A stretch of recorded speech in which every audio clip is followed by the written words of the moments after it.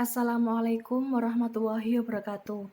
Hari ini saya perwakilan dari kelompok 7 ayat dan hadis akan mempresentasikan tugas makalah dan petik kami dengan judul ayat dan hadis tentang murabahah yang disusun oleh Asradul Husna, Muhammad Rizky Ardianto, dan Ahmad Furqon.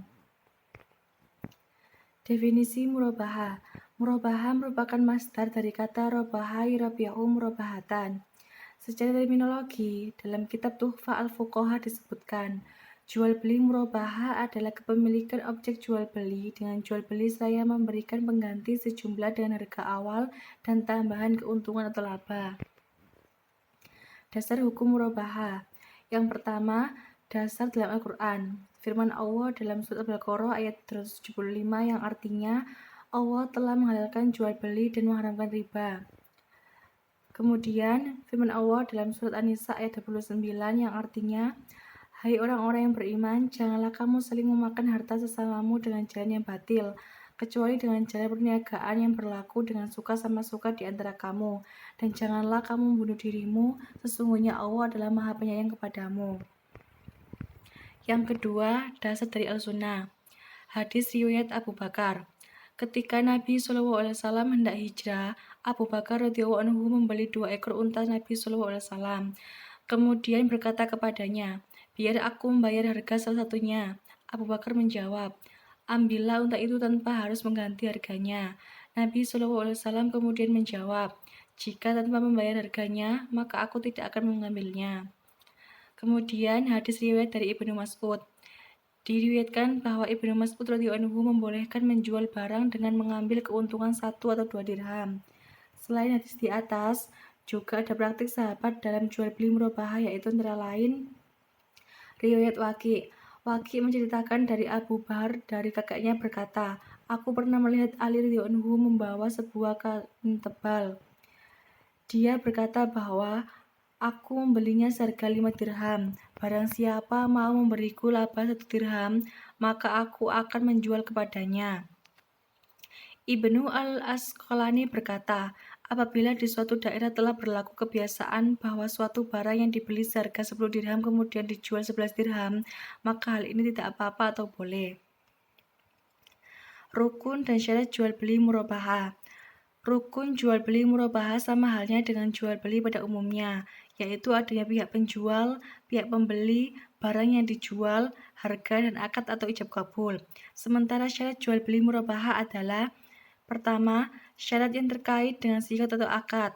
Akad harus jelas, baik ijab maupun kabul. Dalam akad harus ada kesesuaian antara ijab dan kabul, dan kesinambungan antara keduanya. Kedua, syarat sah jual beli murabahah yaitu yang pertama, para pihak yang berakad harus cakap hukum dan tidak dalam keadaan terpaksa. Kedua, barang yang menjadi objek transaksi adalah barang yang halal serta jelas ukuran, jenis, dan jumlahnya. Ketiga, harga barang harus dinyatakan secara transparan, harga pokok dan komponen keuntungan, dan mekanisme pembayarannya disebutkan dengan jelas. Keempat, pernyataan serah terima dalam ijab kabul harus dijelaskan dengan menyebutkan secara spesifik pihak-pihak yang terlibat yang berakad. Murabahah dengan permintaan pembeli. Murabahah dengan permintaan pembeli maksudnya adalah bila ada dua pihak di mana pihak pertama mengajukan permohonan atau permintaan kepada pihak kedua untuk membelikan suatu barang, kemudian pihak pertama akan memberikan keuntungan. Jual beli murabahah dengan tanpa permintaan untuk membelikan sudah disepakati ulama bahwa hukumnya boleh. Namun, murabahah dengan model ada permintaan membelikan hukumnya masih diperdebatkan di kalangan ulama. 1. Jual beli murabahah dengan perjanjian yang mengikat. Adanya dua pihak yang membuat perjanjian yang mengikat di antara mereka, di mana pihak pertama mengajukan permohonan kepada pihak kedua untuk membelikan suatu barang. Kemudian pihak pertama akan membelikan barang tersebut dengan memberikan sejumlah keuntungan, baik secara persentase maupun dengan cara perhitungan yang lain. Perjanjian ini dibuat sebelum barang dibeli dan mengikat kedua belah pihak, sehingga ada konsekuensi hukum yang akan ditanggung pihak yang melakukan prestasi. A. Keumuman hadis yang melarang jual beli barang yang belum menjadi hak milik penjual. Pihak bank membuat perjanjian dengan nasabah untuk membeli barang tertentu, namun barang yang menjadi objek perjanjian tersebut belum ada. Dari Hakim bin Hizam, beliau berkata kepada Rasulullah, "Wahai Rasulullah, ada orang yang mendatangiku. Orang tersebut ingin mengadakan transaksi jual beli denganku, barang yang belum aku miliki. Bolehkah aku membelikan barang tertentu yang dia inginkan di pasar setelah bertransaksi dengan orang tersebut?" Kemudian Nabi bersabda, "Janganlah kau menjual barang yang belum kau miliki." Selain hadis di atas, ada hadis lain yang menjadi landasan larangan untuk menjual barang yang bukan milik si penjual, yaitu hadis riwayat Abu Daud. Dari Abdullah bin Amr berkata, Rasulullah SAW bersabda, "Tidak halal menggabungkan utang dengan jual beli, tidak pula dua syarat dalam jual beli, tidak pula keuntungan tanpa ada pengorbanan, dan tidak pula menjual barang yang tidak kamu miliki." B. Keumuman larang yang berlaku dalam hadis yang melarang jual beli barang yang belum di tangan penjual, yaitu riwayat dari Ibnu Umar. Dari Ibnu Umar radhiyallahu anhu, sesungguhnya Nabi Muhammad SAW bersabda, "Barang siapa yang membeli bahan makanan, maka janganlah ia menjualnya kembali hingga ia selesai menerimanya." Bila ada perjanjian antara pihak pertama, nasabah, dengan pihak kedua, bank, untuk jual beli barang secara murabahah, sementara objek jual beli atau barang belum ada, maka hal ini sama hukumnya dengan jual beli barang yang belum menjadi hak penjual. Hukum jual beli semacam ini haram atau dilarang. C. Jumhur ulama mengatakan bahwa hakikat jual beli murabahah semacam ini pada dasarnya sama saja dengan jual beli uang dengan uang, dengan ada tambahan dari salah satu pihak karena ada tenggang waktu, dan di antara keduanya ada penyerahan barang. Yang kedua, jual beli murabahah tanpa dengan perjanjian yang mengikat. Maksud jual beli murabahah tanpa ada perjanjian antara penjual dan pembeli atau antara nasabah dengan pihak bank bila mana nasabah mengajukan permohonan kepada bank untuk mengajukan permohonan pembelian barang. Pihak nasabah mencari barang untuk dibeli pihak bank. Dalam hal ini tidak ada perjanjian yang mengikat bahwa pihak nasabah harus membeli barang tersebut. Setelah pihak bank membeli barang tersebut, baru pihak nasabah dan pihak bank melakukan transaksi jual beli barang tersebut. Tentunya dalam transaksi ini kedua belah pihak menyepakati berapa laba yang akan diberikan kepada pihak bank sebagai pihak penjual. Laba ini pada dasarnya sebagai kompensasi bagi pihak bank karena adanya penundaan pembayaran dari pihak nasabah atau pembeli. Hukum transaksi jual beli murabahah model seperti di atas menurut mayoritas ulama diperbolehkan dan tidak ada perbedaan pendapat di antara mereka. Berkaitan dengan adanya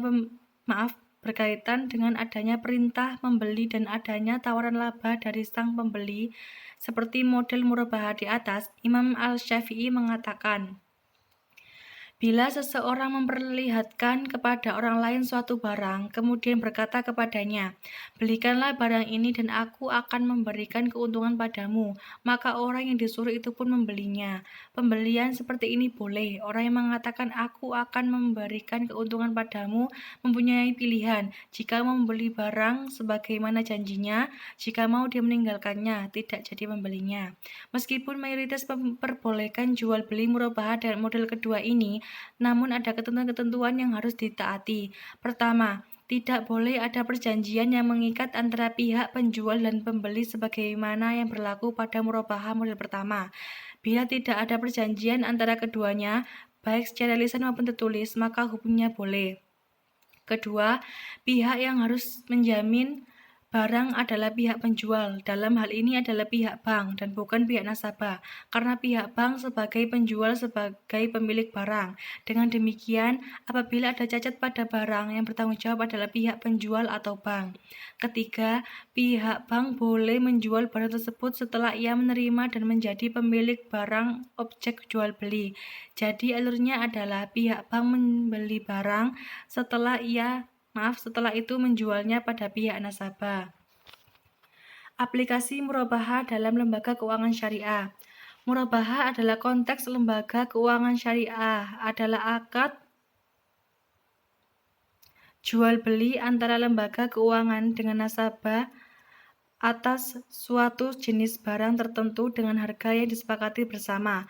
Lembaga keuangan akan mengadakan barang yang dibutuhkan dan menjualnya kepada nasabah dengan harga setelah ditambah keuntungan yang disepakati.